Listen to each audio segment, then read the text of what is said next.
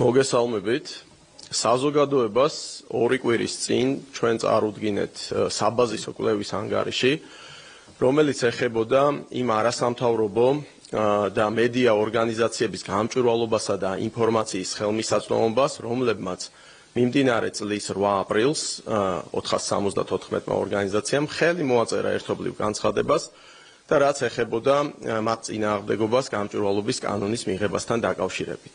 საზოგადოებამ კიდევ ერთხელ ნათლად გაიგო იმის შესახებ, თუ როგორი გაუმჭვირვალე არის ეს სექტორი და ფაქტიურად თითზე ჩამოსათვლელი ორგანიზაციები აკმაყოფილებდნენ იმ მინიმალურ სტანდარტს, რომელიც გამჭვირვალობასთან და ინფორმაციის ხელმისაწვდომობასთან არის დაკავშირებული. ამის შემდეგ რიგი არასამთავრობო ორგანიზაციების წარმომადგენლებმა გააკეთეს განცხადებები, რომლითაც შეეცადნენ, რომ როგორღაც გადაეფარათ ეს საკითხი და მათ განაცხადეს იმის თაობაზე, რომ მაგალითად მცირე ლოკალურ თემის და რეგიონულ ორგანიზაციებს არ აქვთ ვებგვერდი და შესაბამისად ამისი ფინანსური ხარჯები, რითიც ისინი ცდილობდნენ დაესაბუთებინათ, რომ ინფორმაციის არ ქონა ვებგვერდის მეშვეობით, სწორედ ამით იყო განპირობებული. თუმცა რა თქმა უნდა, მთავარი მიზნისთვის ეს ვერანაირი გამართლება ვერ იქნება. აქ საუბარი არის საზოგადოების წინაშე ანგარიშგებაზე.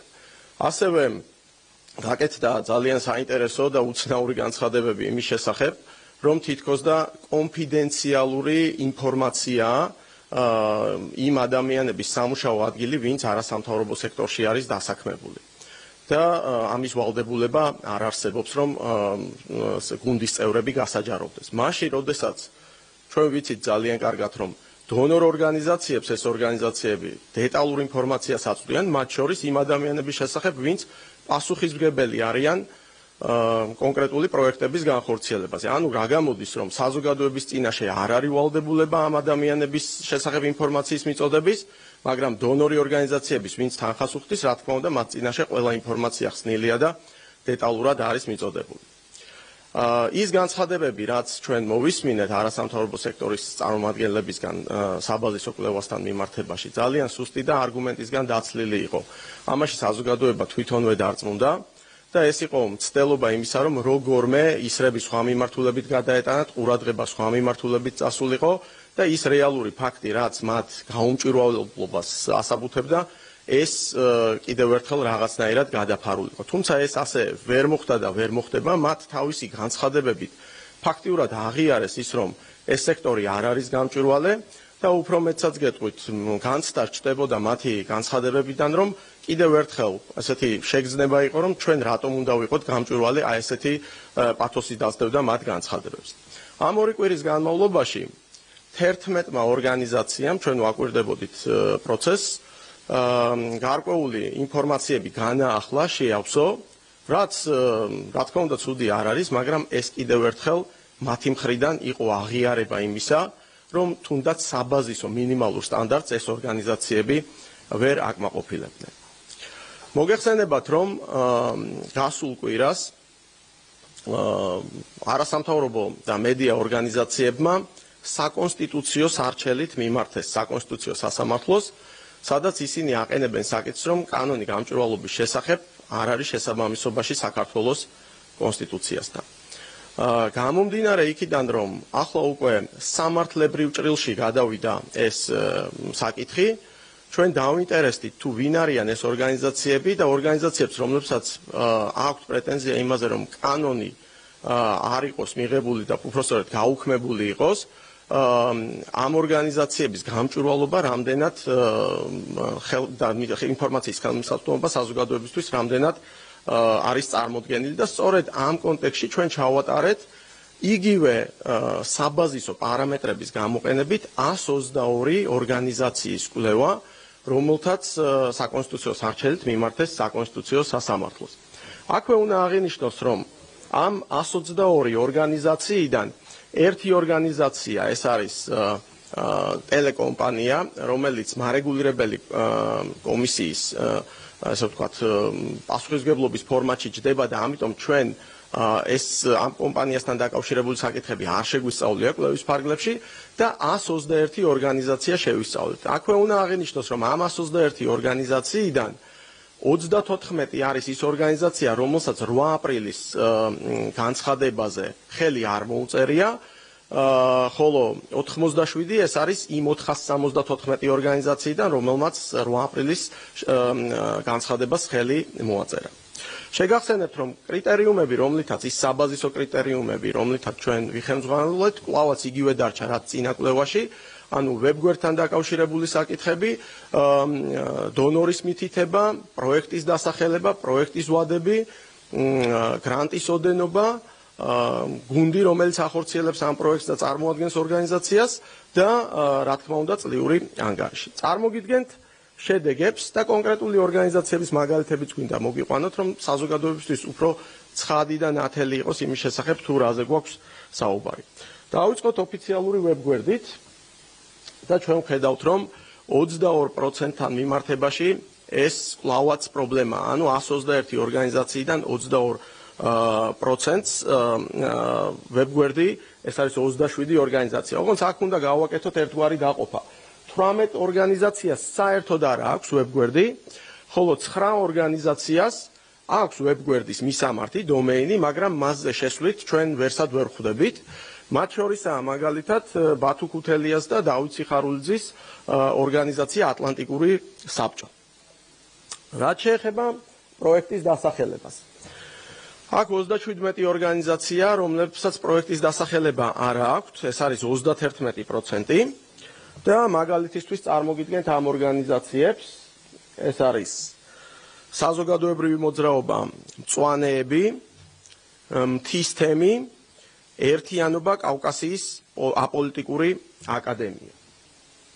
ანალოგიურად ჩვენ შევისწავლეთ დონორების მითითების კონტექსტში რა მდგომარეობა გვაქვს და აქ 38 ორგანიზაციას, ისევ 31%-ს დონორი არ აქვს კვლავაც მითითებული. და ეს ამ ორგანიზაციების კონტექსტში მაგალითისთვის გვინდა დაგისახველოთ გაზეთი ბათუმელები, აქვე ნეტგაზეთიც უნდა ვახსენოთ, იმიტომ რომ იცით რომ ბათუმელები და ნეტგაზეთი ერთი მენეჯმენტის კონტექსტში არის, ასევე რეფორმებისა და კვლევის ჯგუფი და ჰოუმ ადამიანებისა და ორგანიზაციული განვითარების ეკოსისტემა. გადავიდეთ შემდეგ კომპონენტზე, ეს არის პროექტის გრანტის ვადა. ამ მოცემულობაში უკვე ორგანიზაციათა რაოდენობა უფრო მეტია, ვისაც არ აქვს მითითებული, ეს არის 55 ორგანიზაცია, ანუ 121 ორგანიზაციის 45% და აქ მაგალითისათვის გვინდა წარმოგიდგინოთ რამდენიმე ორგანიზაცია, ეს არის ევროპულ-ქართული ინსტიტუტი, ეს არის ილია ჭავჭავაძის სახელობის ევროპული კვლევებისა და სამოქალაქო განათლების ცენტრი, ეს არის საქართველოს გაეროს ასოციაცია. ყოველთვის ერთ-ერთ მთავარ ინტერესს წარმოადგენს ინფორმაცია იმის შესახებ, გრანტის ოდენობა როგორი არის და აქ შედეგები კიდევ უფრო სავალალოა, 65% ორგანიზაციებისას არ აქვს მითითებული გრანტის ოდენობა. მათ შორის უნდა გამოვყოთ ისეთი მაგალითები, როგორიცაა სამოქალაქო იდეა, სამოქალაქო ინიციატივა დემოკრატიული ევროატლანტიკური არჩევანისთვის, მწვანე პოლუსი, პუბლიკა. აქვე მინდა თქვენი ყურადღება გავარჩევო იმასთან დაკავშირებით, რომ რიგ ორგანიზაციებს ძალიან ბუნდოვანი ინფორმაცია აქვს საგრანტო დონორებისა და გრანტების თაობაზე.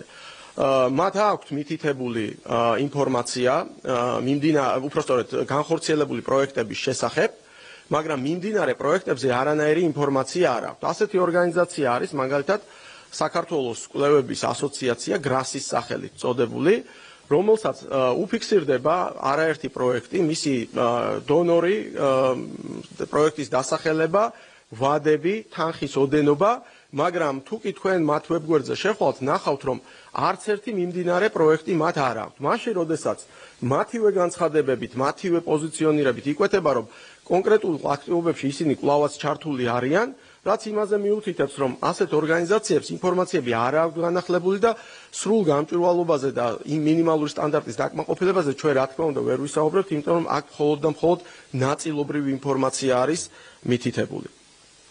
შემდეგი კომპონენტი ეს არის ორგანიზაციის გუნდი, რომელზეც როგორც გითხარით, სხვა შორის გრასის შვილობილმა ორგანიზაციამ ფაქტ-ჩეკმა განაცხადა იმის თაობაზე, რომ თურმე კონფიდენციალური ინფორმაცია ყოფილა NGO-ებში დასაქმებული პირთა სამუშაო ადგილი.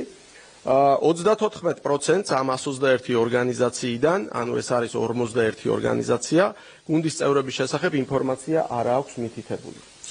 ასეთი ორგანიზაციების მაგალითად შეგვიძლია წარმოგიდგინოთ ასოციაცია შავი ზღვის ეკო-აკადემია, სოვა ნიუსი, ქალთა ინიციატივების მხარდამჭერი ჯგუფი. და ბოლო კომპონენტი, რომელიც ჩვენი კვლევის ნაწილს წარმოადგენს, ეს არის წლიური ანგარიშის კომპონენტი, რომელიც ფიქსირდება, რომ 95 ორგანიზაციას, ანუ 121 მოსარჩელე ორგანიზაციიდან 79%-ს წლიური ანგარიში ვებგვერდზე განთავსებული არ არის. ასეთ ორგანიზაციებს შორის მაგალითად შეგვიძლია დაგისახელოთ სამოქალაქო საზოგადოების ფონდი, იგივე სოროსის ფონდი, ყველასათვის ცნობილი თბილისი პრაიდი, დემოკრატიის ინდექსი საქართველო. აქვე უნდა გითხრათ, რომ რიგ დონორ ორგანიზაციებთან მიმართებაში ინფორმაცია არის ისე წარმოდგენილი, რომ დაინტერესებული პირისთვის გაუგებარი არის ეს ინფორმაცია რამდენად მიმდინარეა თუ ეს წარსულ დონორ ორგანიზაციებს წარმოადგენენ. ძალიან ხშირ შემთხვევაში, როდესაც ვებგვერდზე შევდივართ და ინფორმაციას მოვიძიებთ, იქ მითითებული არის არაერთი დონორი ორგანიზაცია, მათი ლოგოები, თუმცა ნათლად არ ჩანს ეს ორგანიზაციები ამჟამად აფინანსებენ ამ კონკრეტულ ორგანიზაციას და პროექტებს, თუ ეს იყო წარსულში რაღაც წლების უკან. ამიტომ აქაც გარკვეული ინფორმაციის ბუნდოვანებას აქვს ადგილი. საბოლოო ჯამში მინდა გითხრათ, რომ საკონსტიტუციო სარჩელი წარადგინა 121 ორგანიზაციამ ჩვენი კვლევის ფარგლებში და მათგან მხოლოდ 21 ორგანიზაციას, ეს არის 17%, აქვს დაცული ის მინიმალური სტანდარტი, რომელიც გამჭვირვალობასა და ინფორმაციის მოძიებასთან და ხელმისაწვდომობასთან არის დაკავშირებული. ეს კიდევ ერთხელ მიუთითებს, თუ რა სავალალო მდგომარეობა არის ამ სექტორში, რამდენად გაუმჭვირვალი არის ეს სექტორი და ასევე საზოგადოებისთვის ალბათ დამაფიქრებელი უნდა იყოს. ვინ არიან ის ორგანიზაციები, რომლებიც საკონსტიტუციო სარჩელით, უკვე სამართლებრივი გზით მიმართავენ საკონსტიტუციო სასამართლოს იმ კანონის გაუქმებაზე, რომელთან მიმართებაშიც ისინი აბსოლუტურად არც გამჭვირვალე არიან და საზოგადოების წინაშე მათ ანგარიშგების არანაირი სურვილი და წინადადგმული ნაბიჯი არ აქვთ. ნებისმიერი ინფორმაცია ამ კვლევასთან დაკავშირებით თქვენ კვლავაც შეგიძლიათ მოიწიოთ ჩვენი პარტიის ქართული ოცნების Facebook გვერდზე, სადაც თითოეულ ორგანიზაციასთან მიმართებაში 7-ვე კომპონენტიდან გამომდინარე არის წარმოდგენილი დეტალური ინფორმაცია და ამ პრესკონფერენციის ბრიფინგის პარალელურად ეს ინფორმაცია უკვე Facebook გვერდზე აიტვირთა. ახლა მზად ვარ, რომ უპასუხოთ თქვენ შეკითხვებს. პირდაპირ ეთერში უსმენდით გივი მიქანიძე.